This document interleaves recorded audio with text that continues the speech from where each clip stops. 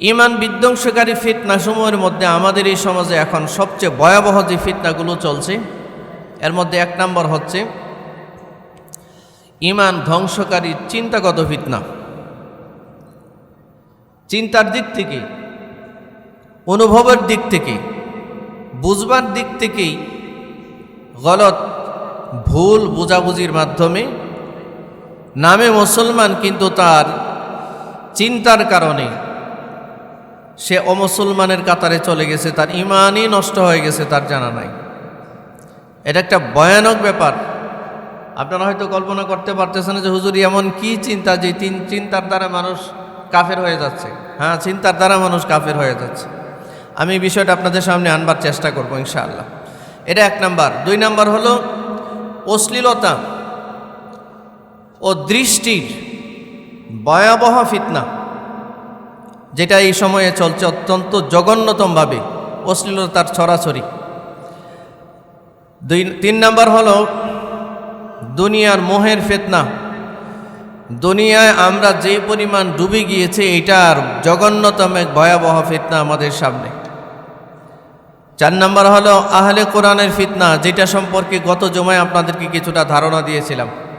আহলে কোরআন নামে একটা বাতিল ফিরকা, একটা বাতিল সম্প্রদায়, গুমরা সম্প্রদায়, পথভ্রষ্ট একটা সম্প্রদায়, এই গোটা উম্মাহকে, গোটা জাতিকে বিভ্রান্ত করছে আহলে কোরআনের নাম দিয়ে।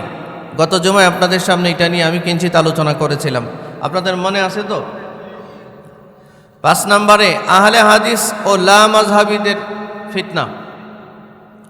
আহলে হাদিস ও লা মাযহাবীদের ফিতনা, এটাও একটা ভয়ানক ফিতনা। এটা নিয়েও বিস্তারিত আলোচনার প্রয়োজন, আমি চেষ্টা করব ইনশাআল্লাহ। 6 নম্বর হলো সুন্নিয়তের নামে বেদাতি ও মাজার পূজার নামে ভণ্ডপীরদের ফিতনা, একদম জঘন্যতম আকারে আমাদের সমাজে চলছে। চলছে না? জঘন্যতম আকারে চলছে। 7 নম্বর হলো সাহাবায়ে কেরামের সমালোচনাকারীদের ফিতনা।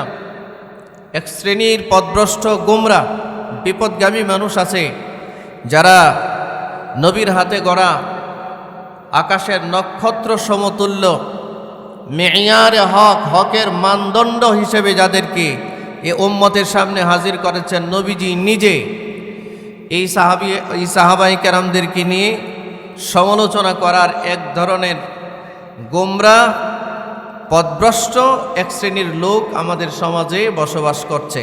ঠিক কি না? জোরে বলেন। এটা নিয়ে কোরআন হাদিসের দলিল ভিত্তিক আলোচনার প্রয়োজন, আমি চেষ্টা করব ইনশাআল্লাহ। 8 নম্বর হলো হেজবুত তৌহিদের নামে ভয়াবহ এক ফিতনা আমাদের সমাজে। হেজবুত তৌহিদ একটা সংগঠন আছে, আপনাদের জানা আছে কিনা বা আপনাদের কাছে এটার খোঁজ খবর আসছে কিনা?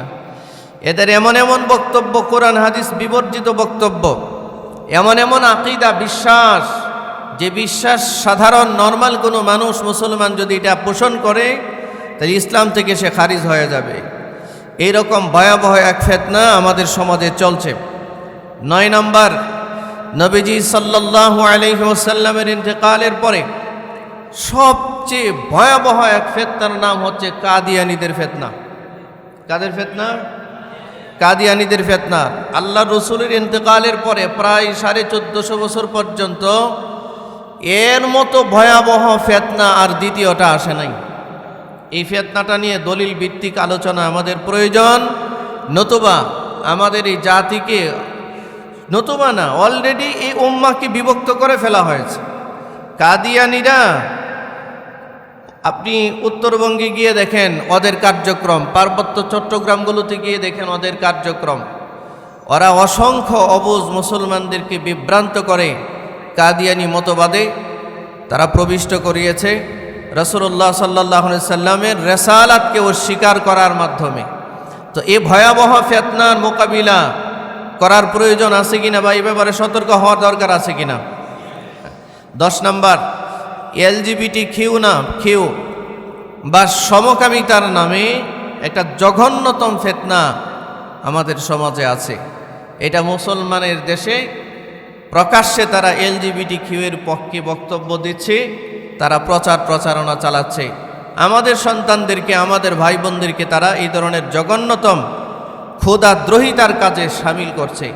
এই বিষয়গুলোকে তাত্ত্বিকভাবে আলোচনা করা দলিল ভিত্তিকভাবে আমি মনে করি উম্মতের সতর্কতার জন্য বড় প্রয়োজন আছে কি না?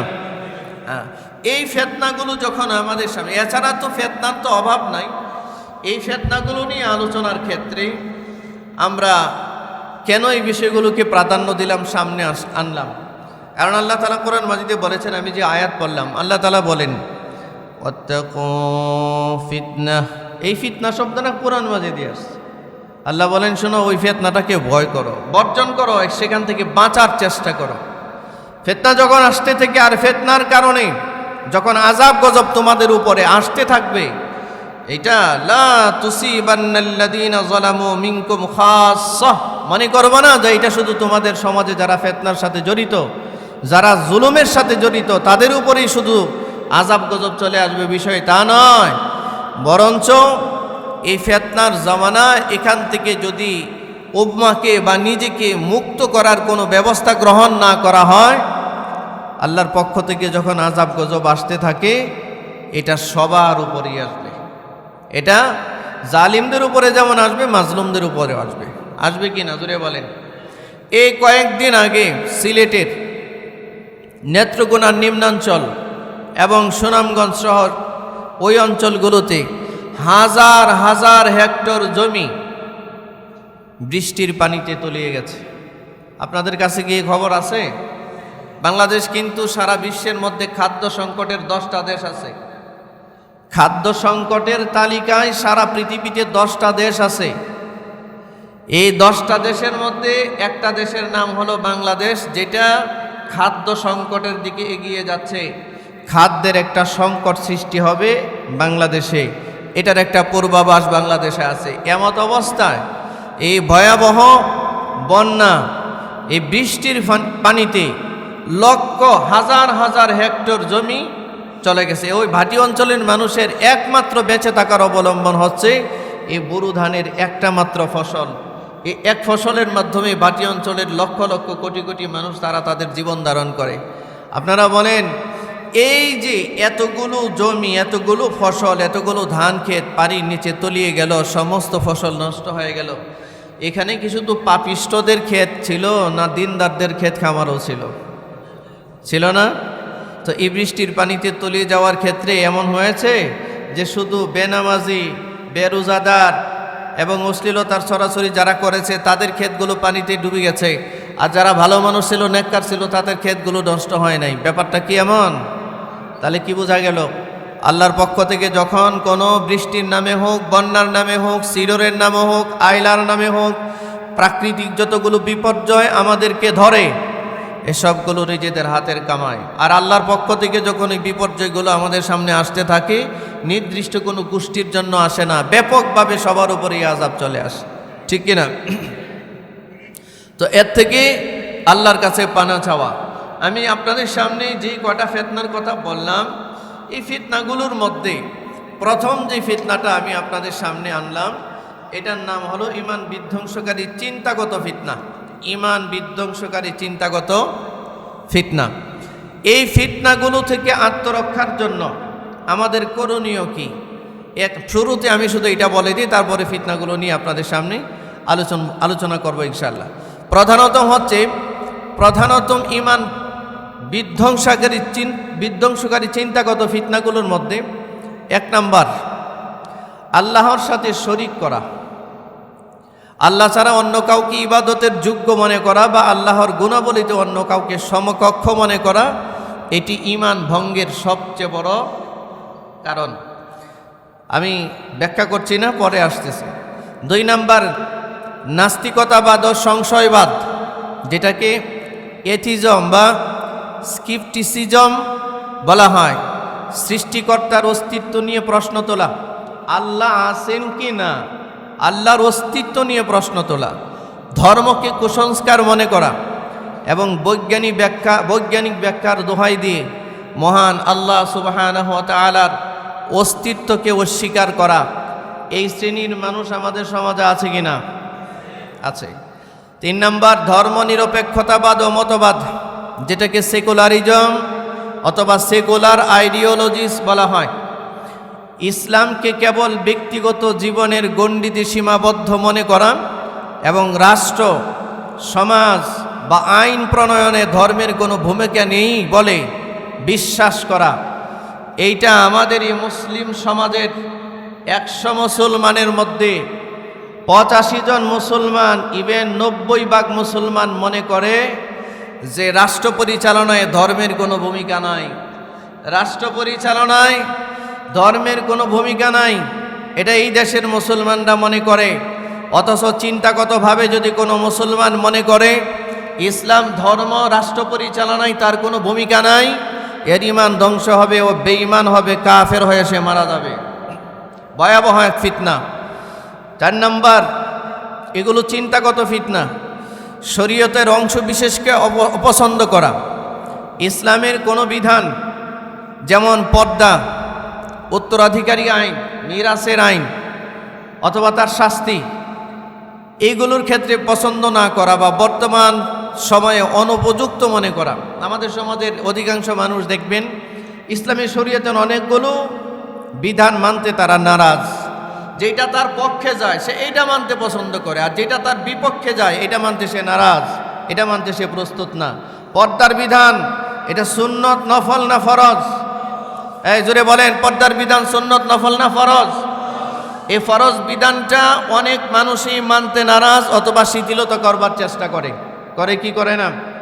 মিরাসের বন্টনের ক্ষেত্রে, যেমন বাবা মার সম্পত্তির উত্তরাধিকারী বন্টনের ক্ষেত্রে এদেশের 95% মুসলমান এই মিরাসের আইন মানতে নারাজ এবং এটার প্রয়োগ করতেও নারাজ। এই কারণে 95% মুসলমান বাবা মার রেখে দেওয়া সম্পদের মিরাসের বন্টন ঠিক মতো করে না, উত্তরাধিকারী বন্টন করে না, করার প্রয়োজনও অনুভব করে না এবং মনে মনে চিন্তা করে এটার দরকারও নাই। অথচ এটার দ্বারা সে কুফরি করছে, ইমান থেকে খারিজ হয়ে যাচ্ছে।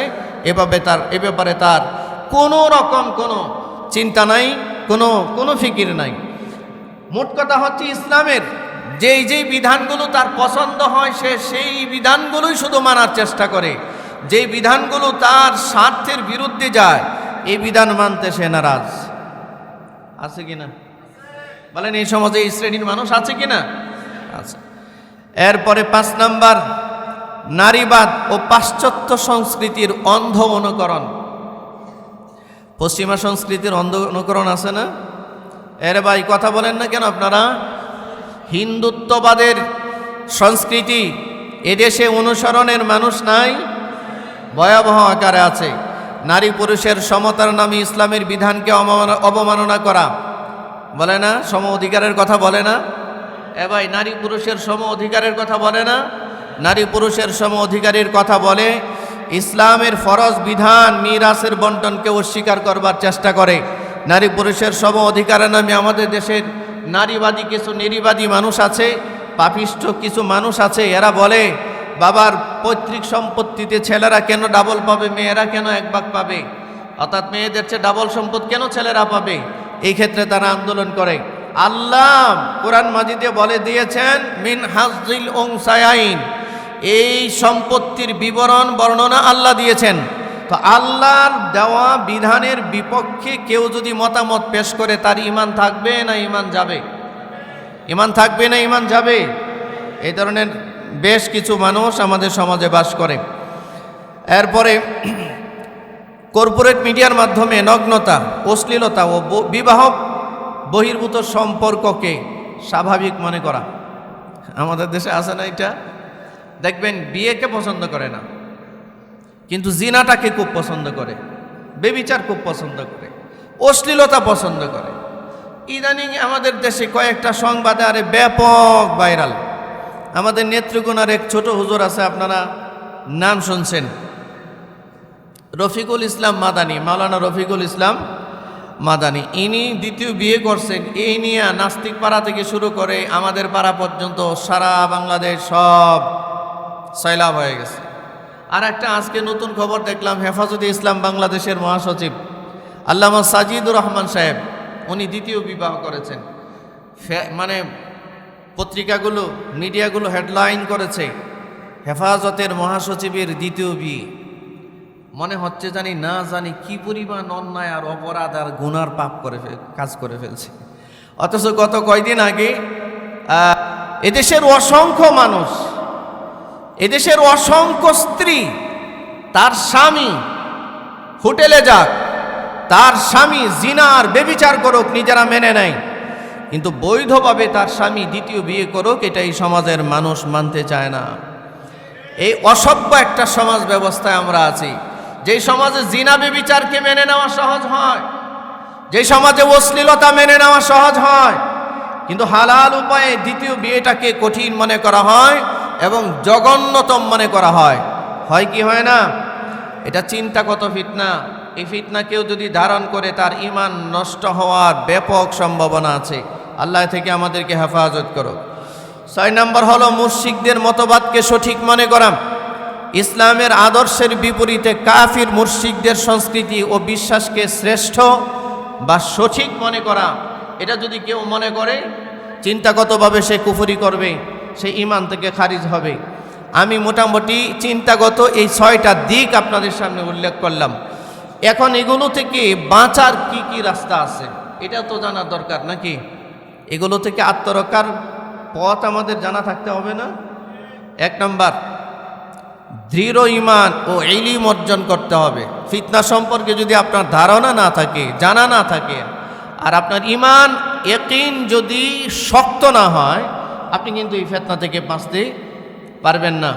কোরআন ও হাদিসের সঠিক জ্ঞান অর্জন করা এবং আকীদার বিষয়ে ব্যাপক পড়াশোনা করা। আমি যতগুলো ফিতনা সামনে আনলাম এই সবগুলো আকীদার সাথে সম্পৃক্ত। আকীদা মানে বিশ্বাস। আপনি কি বিশ্বাস করলেন, আপনার বিশ্বাসের ক্ষেত্রে কোথায় কমতি আছে এটা আপনাকে বুঝতে হবে। এই জন্য আকীদা ঠিক করা শুরুতেই লা ইলাহা ইল্লাল্লাহ মুহাম্মাদুর রাসূলুল্লাহ। আমরা এইগুলো আকীদা ঠিক করেছি। আশহাদু আল্লা ইলাহা ইল্লাল্লাহ ওয়াহদাহু লা শারীকা লাহু ওয়া আশহাদু আন্না মুহাম্মাদান আবদুহু ওয়া রাসূলুহু। আমরা আকীদা, আমাদের বিশ্বাস, আমানতু বিল্লাহি ওয়া মালাইকাতিহি ওয়া কুতুবিহি ওয়া রুসুলিহি ওয়াল ইয়াউমিল আখিরি ওয়াল কদরি খাইরিহি ওয়া শাররিহি মিনাল্লাহি তাআলা ওয়াল বা'সি বা'দাল মাউত। এটা আকীদা, বিশ্বাস, এটা আমাদের ভিতরে রাখতে হবে। এগুলো বলে আমরা আমাদের আকীদাকে আল্লাহর কাছে সুপর্দ করেছি, এক আল্লাহকে আল্লাহ হিসেবে মেনে নিয়েছি। ঠিক কিনা জুড়ে বলেন? সুতরাং একজন মুসলমান হিসেবে আপনার জীবন ধারণের ফিকির আপনার যেমন দরকার, একটা চাকরি বাকরির ফিকির আপনার যেমন দরকার, রিজিক অন্বেষণের মাধ্যম এটাকে বের করার ফিকির আপনার যেমন দরকার, ঠিক আপনার ঈমানকে হেফাজতের জন্য আকীদার বিষয়ে পড়াশোনা করা আপনার উপরে জরুরি দরকার। আপনার দামি বস্তু ঈমানকে হেফাজত করতে হবে। 2 নম্বর হচ্ছে মিডিয়া ও ইন্টারনেটের সঠিক ব্যবহার। অশ্লীলতা ও বিভ্রান্তিকর ভিডিও বা পোস্ট থেকে নিজেদেরকে দূরে রাখা। আমাদের সমাজে আপনারা জানেন না, আমাদের দেশে এই মিডিয়ার মাধ্যমে, ইলেকট্রনিক্স মিডিয়ার মাধ্যমে, প্রিন্টিং মিডিয়ার মাধ্যমে, সামাজিক যোগাযোগ মাধ্যমগুলোর মাধ্যমে, ইনস্টাগ্রাম, ফেসবুক, ইন্টারনেট, ইউটিউব, এগুলোর মাধ্যমে অসংখ্য মুসলমানের সন্তানদেরকে সংশয়বাদী বানানো হচ্ছে। তাদেরকে এথিজম শিক্ষা দেওয়া হচ্ছে, নাস্তিক্যবাদ শিক্ষা দেওয়া হচ্ছে। সংশয়বাদীদের আলাদা গ্রুপ আছে এই দেশে।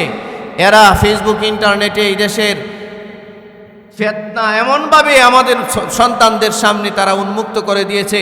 মুসলমানদের সন্তানরা আজকে এথিজম প্র্যাকটিস করছে, তারা নাস্তিক্যবাদ প্র্যাকটিস করছে, তারা সংশয়বাদ প্র্যাকটিস করছে। এগুলো থেকে অবশ্যই বিরত থাকতে এবং জাতিকে সতর্ক করতে হবে। 3 নম্বর হচ্ছে উলামায়ে কেরামের সাহায্য গ্রহণ করা। সংশয় দেখা দিলে বিজ্ঞ আলেমদের শরণাপন্ন হওয়া। আমাদের দেশের ছেলেমেয়েরা, কারণ এখন সামাজিক মাধ্যম তো উন্মুক্ত, সামাজিক মাধ্যমে বিভ্রান্তিকর ফিতনার যতগুলো বিষয় সামনে আসে, আলেম উলামাদের সাথে পরামর্শ ছাড়া সে নিজেই গবেষণা শুরু করে দেয়, যার কারণে তার সবচেয়ে দামি ঈমান যেটা, এটা নষ্ট হয়ে যায়।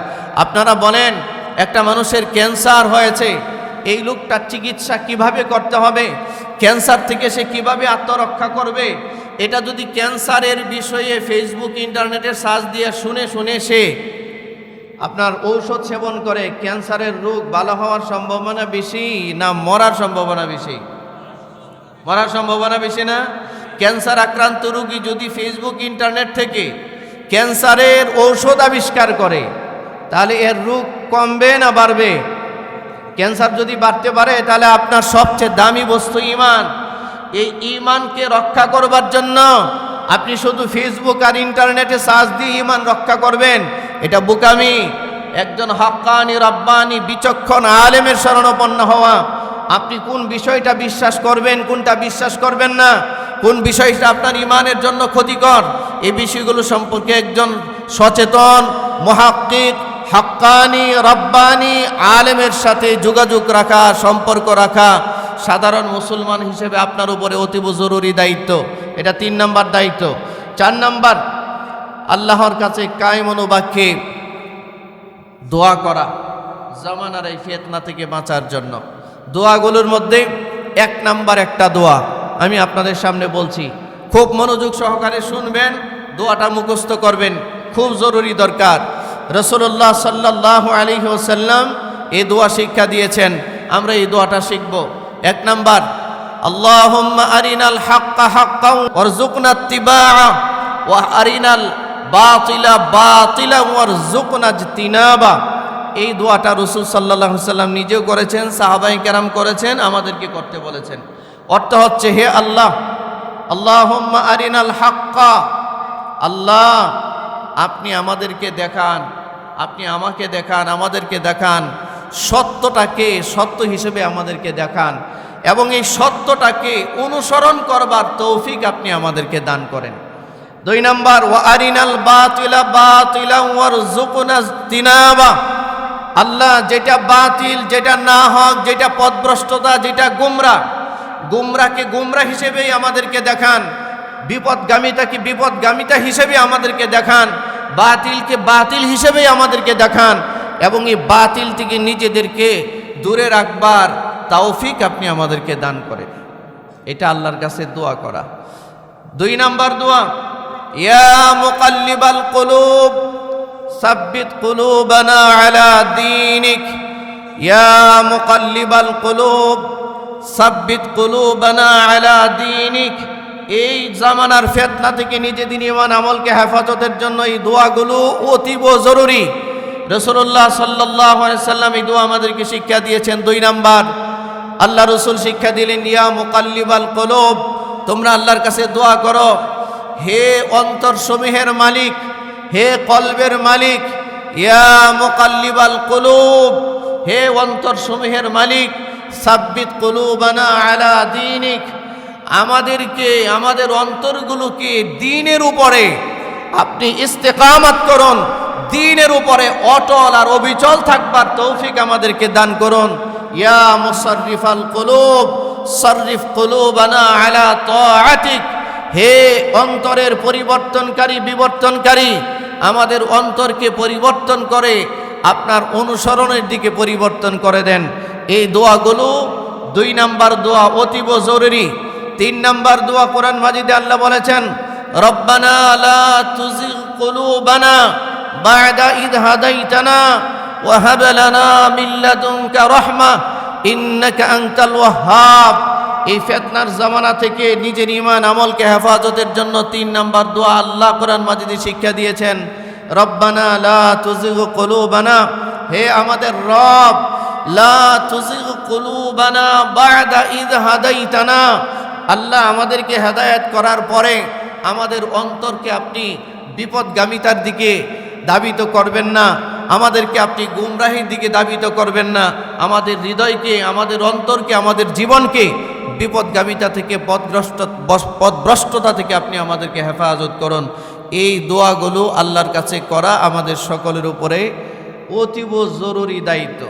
ও ভাই, আপনার সন্তানের সুস্থতার জন্য দোয়া করেন, আপনার পরিবারের সুস্থতার জন্য দোয়া করা অপরিহার্য মনে করেন, আপনার সুখ সমৃদ্ধির জন্য সিজদায় গিয়ে দোয়া করা অপরিহার্য মনে করেন, সালাতুল হাজত পরে 2 রাকাত নামাজ পড়ে আপনার জীবনের অনেক কিছু চাওয়াটা আপনার জন্য জরুরি মনে করেন, অথচ আপনার আমার কাছে সবচেয়ে বড় দামি যে বস্তু ঈমান, আপনার জীবন যদি ধ্বংস হয়ে যায়, আপনার ঈমান যদি ঠিক থাকে আপনি সফল হবেন।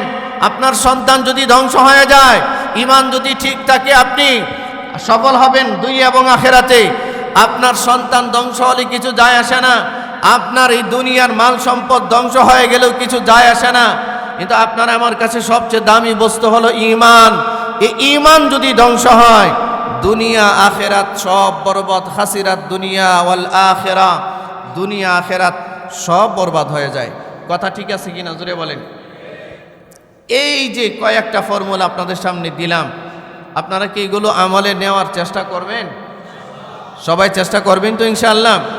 তাহলে ঈমান বিধ্বংসকারী ফিতনাগুলোর মধ্যে আমি 6টা অংশ আপনাদের সামনে বললাম, আত্মরক্ষার জন্য 4টা অংশ আপনাদের সামনে উপস্থাপন করলাম। এগুলো কি মনে থাকবে তো সবার ইনশাআল্লাহ? 1 নাম্বার, একটু বিশ্লেষণের প্রয়োজন। আল্লাহর সাথে শরীক করা, আল্লাহ ছাড়া অন্য কাউকে ইবাদতের যোগ্য মনে করা বা আল্লাহর গুণাবলিতে অন্য কাউকে সমকক্ষ মনে করা, এটা হচ্ছে শিরিক। শিরকের ব্যাপারে অবস্থান। শিরিক 2 প্রকার, একটা হচ্ছে আশিরকুল আকবার, বড় শিরিক, আরেকটা হচ্ছে আশিরকুল আসগার, ছোট শিরিক। বড় শিরিকের বিশ্লেষণ আছে, ছোট শিরিকের বিশ্লেষণ আছে। মোট কথা মৌলিকভাবে শিরকের ব্যাপারে আল্লাহর ঘোষণা কি? কোরআন মাজিদে আল্লাহ বলেন, ইন্নাল্লাহ, নিশ্চয়ই আল্লাহ, লা ইয়াগফিরু আন ইউশরাকা বিহি ওয়া ইয়াগফিরু মা দুনা যালিকা লিমান ইয়াশা। আল্লাহ তাআলা শিরকের গুনাহ ক্ষমা করে না, করবে না, এই ব্যাপারে ঘোষণা দিলেন। শিরকের গুনাহ ব্যতীত অন্য যত গুনাহ আছে, এই গুনার ব্যাপারে আল্লাহ যাকে চায় তাকে ক্ষমা করে দিতে পারেন, কিন্তু শিরকের গুনাহ ক্ষমা করবেন না বলে আল্লাহ নিজে ঘোষণা দিয়েছেন। আল্লাহু আকবার। কোন গুনাহ ক্ষমা করবে না বলে আল্লাহ ঘোষণা দিয়েছেন? জোরে বলেন। অন্য জায়গায় আল্লাহ তাআলা বলেন, লা ইন আশরাকতা লা ইয়াহবাতান্না আমালুক। ও নবী, আপনি যদি শিরিক করেন, আপনি নবী নাকি এটা দেখব না, আমি আল্লাহ আপনার সমস্ত আমল বরবাদ করে দিব। যে শিরিক করে, মুশরিকের কোনো আমল আল্লাহর কাছে কবুল হয় না। মুশরিকের হজ কবুল হয় না। চিন্তার মধ্য দিয়ে যে শিরিক লালন করে, তার হজ কবুল হয় না। চিন্তাগতভাবে যে শিরিক লালন করে, তার যাকাত কবুল হয় না। চিন্তাগতভাবে যে শিরিক লালন করে, তার নামাজ কবুল হয় না। চিন্তাগতভাবে যে শিরিক লালন করে, কোনো ইবাদত তার কবুল হয় না। এটা আল্লাহ সুস্পষ্ট ঘোষণা। কতটুকু ভয়াবহতা চিন্তা করে দেখেন।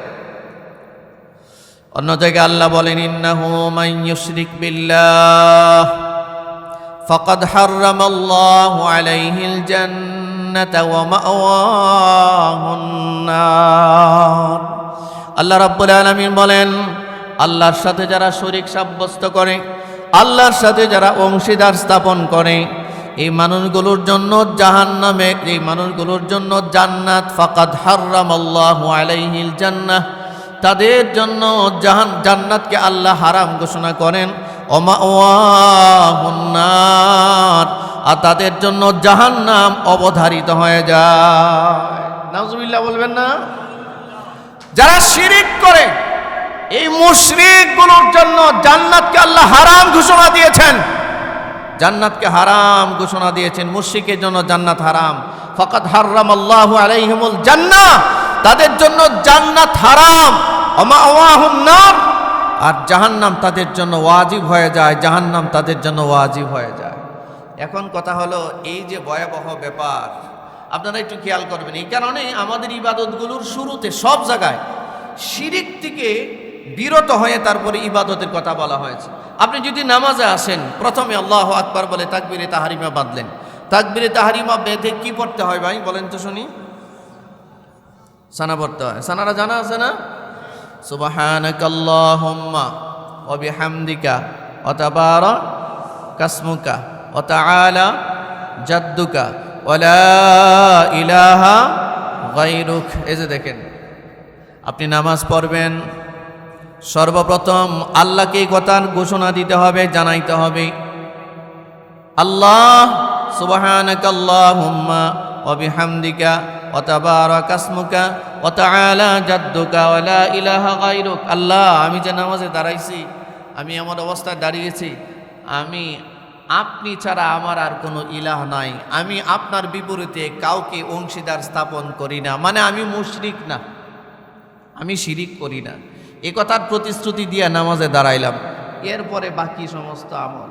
কিন্তু এই কথাটা বলতে হবে, ইন্নী ওয়াজ্জাহতু ওয়াজহিয়া লিল্লাযী ফাতারাস সামাওয়াতি ওয়াল আরদা হানিফা ওয়া মা আনা মিনাল মুশরিকিন। এই কথা বলা যে আল্লাহ ওয়া মা আনা মিনাল মুশরিকিন, আমি মুশরিক না, আল্লাহ আমি শিরিক করি না, আমি আপনার সাথে কাউকে অংশীদার স্থাপন করি না, আমি আপনার অস্তিত্বের সাথে কাউকে অংশীদার স্থাপন করি না, আমি আপনার গুণাবলীর সাথে কাউকে অংশীদার স্থাপন করি না, আল্লাহ আপনার কর্তৃত্বের সাথে আমি কাউকে অংশীদার স্থাপন করি না, এ কথার ঘোষণা দেওয়া।